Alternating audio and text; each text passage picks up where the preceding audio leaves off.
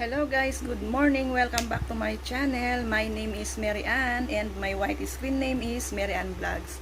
Guys, bagong gising, wala pang suklay, wala pang hilamos. May naisipan kasi akong i-vlog. Kaya ngayon, diretso ko na po siyang ginawa. Kaya ito po, yung ituturo ko sa inyo. Bali, isa po siyang application na pwede po natin gamitin kapag nag-music po tayo, ayaw po nating magalaw yung screen natin, or kapag may call po tayo tapos ibubulsa po natin yung cellphone natin, 'di ba kapag binulsa po kasi natin ay pag nagalaw po siya is nawawala po, or lalong-lalo na pag nagmi-music po tayo sa YouTube, pag nagalaw na yun, nalilipat yung music po natin. So ngayon i-share ko po sa inyo yung application na pwede nating pang-block sa ating screen. So kung gusto mong malaman, panoorin mo ang video to hanggang sa matapos.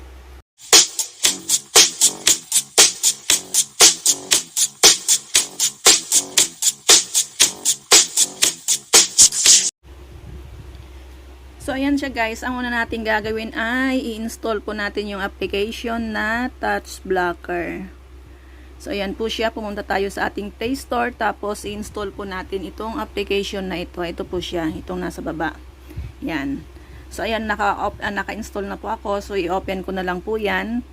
Pag in-open po ninyo yan, i-enable lang po ninyo yan. Tapos, yung kasunod niyan is sundan na lang po ninyo yung steps sa cellphone ninyo para ma-open po siya. And then, kapag ginagamit na po natin, sample po halimbawa nasa YouTube po tayo. Ayan. Ayan, kunwari ipi-play ko po yan, pero papatayin ko po yung sound niya ha, para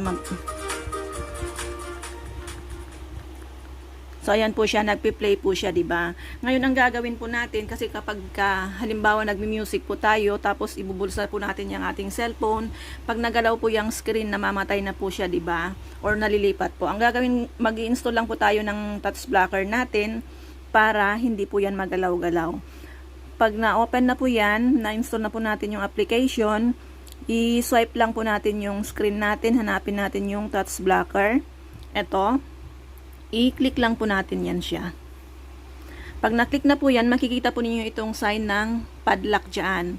So, ibig sabihin yan, naka-on na po yan. Tignan po ninyo, hindi na po siya nagagalaw. Ayan. Pero gumagalaw pa po yung video, diba? Ayan. Ayan. Pati yung chat head ng messenger, hindi na po siya magalaw. Hindi na po siya mai-drag down. So, ganyan po siya guys. So, magandang gamitin po pag nagme-music po tayo.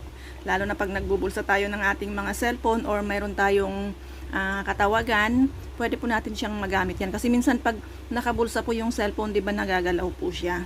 So, ayan. Ngayon kung gusto mo na po siyang ibalik, ang gagawin mo po, ayan yung sign po na yan, ilong press mo lang po yan. So, ayan po siya. O, pwede mo na ulit siyang galawin.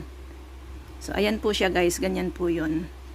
So, kung nagustuhan mo po ang video to, huwag mo po sanang kalimutang mag-comment, i-click ang like, at pak-share na rin po ang video to. Salamat and God bless. Yung link po pala ng apps na ito ay nasa description box.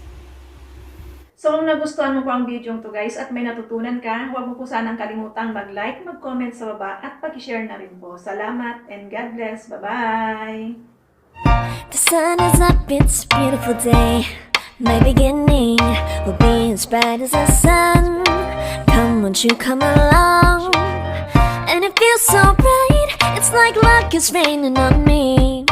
Go and follow your heart, doesn't matter how far. There is so much love